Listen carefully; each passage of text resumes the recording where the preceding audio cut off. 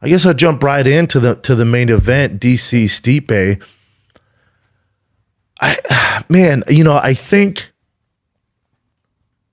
think DC does what DC does, and he did come in a little lighter, and I think when you look at DC at heavyweight, he really never was a knockout artist. He knocked out Bigfoot Silva. Other than that, he's really not taking guys out like that. He's really not knocking dudes out. So when he knocked out Stipe, we all thought, we forgot about what he did previously to that in heavyweight because he had light heavyweight, but he's not a knockout artist. He's not a heavy-handed knockout artist. So when you see him knock out Stipe, everyone goes, dude, at heavyweight, he's knocking dudes out. He might be able to knock out John Jones, blah, blah, blah, at heavyweight. And so when he fought Stipe the second time and he lands those big punches and it's not going away, a part of me goes, well, maybe one of the reasons he knocked out Stipe in that first fight, because Stipe was coming off a beat down from Francis Ngannou. If you remember, Stipe ate some motherfucking Congo atomic bombs from Francis. He went 5 rounds with Francis and ate some huge shots, didn't have that long of a layover, and then fought DC. So one could argue that DC caught him at the perfect time when Stipe wasn't exactly 100%. Now Stipe has a year off, comes back. Obviously, he's not suffering from any sort of residue from a previous fight because a year is a long-ass time. Comes in there. DC definitely up. You could argue 3 rounds to none, before he got knocked down in the fourth, 2 rounds to 1. But if you were a DC fan, like I was watching it, and I watched it 3 times, and I thought, it's what makes DC one of the greatest of all time to ever do it. But the confidence and the cockiness to just eat shots and walk forward with your hands down.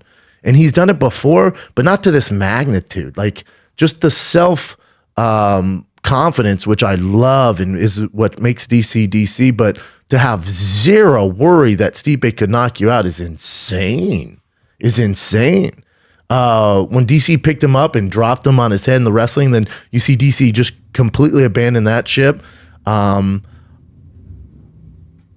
I don't know. I think for DC, he thought he was going to get him out of there. And when it kept going and Stipe's not going anywhere and Stipe's landing some, but DC's really doing the majority of the work, but Stipe's just there and walking forward like a Cleveland zombie. This is a tribute to Stipe with a performance like that. I had to bust out my favorite jersey, this random Cleveland military jersey. The guy in the back doesn't play for him anymore. That's why it's my favorite. Some random Japanese, I think, pitcher or some shit like that. Anyway, but for Stipe, just keep walking forward and taking DC's best shots. This was a matter of, DC, if you remember his old kind of slogan was embrace the grind. Stipe embraced the grind, and he out-embraced the grind of DC. That's the takeaway. I think a lot of people go, oh, well, in the 4th round, he started landing the body shot. Yeah, that's one of the reasons he was able to knock him out eventually. But I think even if the body wasn't there, he would have done it later in the 4th round or in the 5th round. It's just a matter of time because he was out-grinding DC, who's the king of the grind.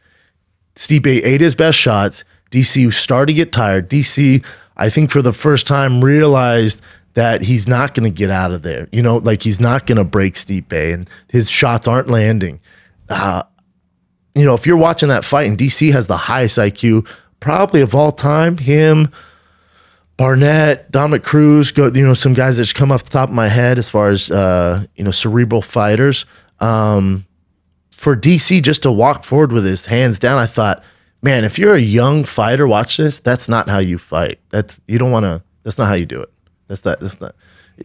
And it was, it was a matter of Stipe. To me, watching it, my whole takeaway, to sum all this shit up, my whole takeaway is Stipe out-grinded DC. He took his best shots. He hung in there, started landing the body, then put him away. I thought DC for the first time did look, a bit of 40. It looked like he did get really tired.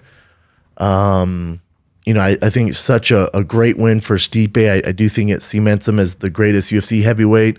I think there's an argument for Kane. A lot of people forget what Kane did. He had 2 title defenses, got clipped behind the ear with JDS, and then got it back. So I think a lot of people forget Stipe, and I'm sorry, Kane in his prime. So to me, it's Kane or Stipe, but it doesn't matter. There's an argument for either guy, but you probably tip your hat to Stipe for what he did with DC. So now what do you do? Now what the hell do you do with those two? For DC, if he wants to retire, go ahead, brother. You're 40. You got a million options. You got a family. You're, pound for pound with the greatest of all time, no matter what happened in this fight. Do you even need this to cement your legacy? You could and make you the greatest heavyweight of all time, but whatever. Shit happens. You lost. Okay. Still one of the greatest of all time. Still a GOAT. And you got your whole other career that you can do. I think it's tough to compete at these levels when we got all that stuff going on, man. I really, really do. So if he wants to walk away, great.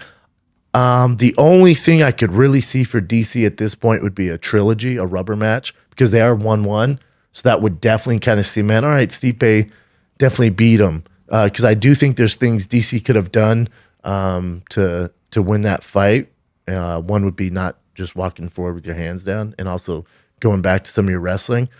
So there are a lot of things DC can fix where I think he could actually definitely win that fight. I think they're great for each other. Trilogy fight makes sense if DC wants to keep going. But I'm not chomping at the bit for a Stipe DC rematch. I'm not like, God damn, I need to see a third one. If they want to do it in a year from now, hell yeah, sign me up. Really, I think the fight to make for Stipe would be Stipe John Jones. And did anyone else watching this? I was watching this, especially maybe it was just because that's the style DC makes. He makes it a phone booth slugfest. I was watching, I went, oh, John would beat the fuck out of both these boys. He would dismantle both of them. He's going to stay inside. You want to play the inside game, he's going to do that. He's going to trip. He's going to take you down. If you want to stay on the outside, he can do that. You're not going to out-wrestle him. He's actually probably going to use more wrestling. The power, if DC was landing all those shots, for Stipe to stay outside on John would be tough, man. So I watched that, I went, oh, man. Yeah, I think John's looking at this going, oh, yeah, I could do that. Yeah, I'll definitely do that. I'll take that. I think it's just a matter of money. I don't think it's a matter of some people like, oh, John's scared of heavyweight. Again, suck my dick. I think John, it's just a matter of backing up the brink trucks for him. But yeah, looking at that, I went, oh, yeah, John would probably dismantle both of them with that fighting style. You're not going to stand there and slug it out with John Jones. I bet that's pretty tasty for John. The other thing too, man, think about what John's going to do at light heavyweight. Look at the light heavyweight division. What are you going to do, man? What are you going to do? You become the Demetrius Johnson of light heavyweights, where we just don't want to see you fight because you're so much better than everyone? The only fight possible in there is if Dominic Reyes beats Chris Weidman. Then you got Reyes, John Jones. No one's like foaming at the dick to watch that. You know what I'm saying? It's a cool fight. I'll watch it. There's definitely some other fights for John, especially to make him the greatest of all time, bar none. Like that's just obligations at light heavyweight, but there's nothing. Look at that division. Alexander Gustafsson retired. He beat Santos. He beat Anthony Smith. You got Dominic Reyes. Okay. You got Corey Anderson there. Volkan already had his chance. Glover's 70 years old. You got Johnny Walker, who's a fun up-and-comer. This is how old light heavyweight is. You got Shogun there, for God's sakes. Shogun. Remember that? Remember Shogun? He's still there. Ranked in the top 15, everybody. So at light heavyweight, it's like, all right, John, I guess stay there and beat up the guys. Beat up the boys. Or cement your legacy. Come play with the big boys. And by big boys, I mean the biggest boys. I'll tell you who I wouldn't be surprised becomes champion the next 12 months. Francis Ngannou. Rematch him versus Stipe, I'd be interested in.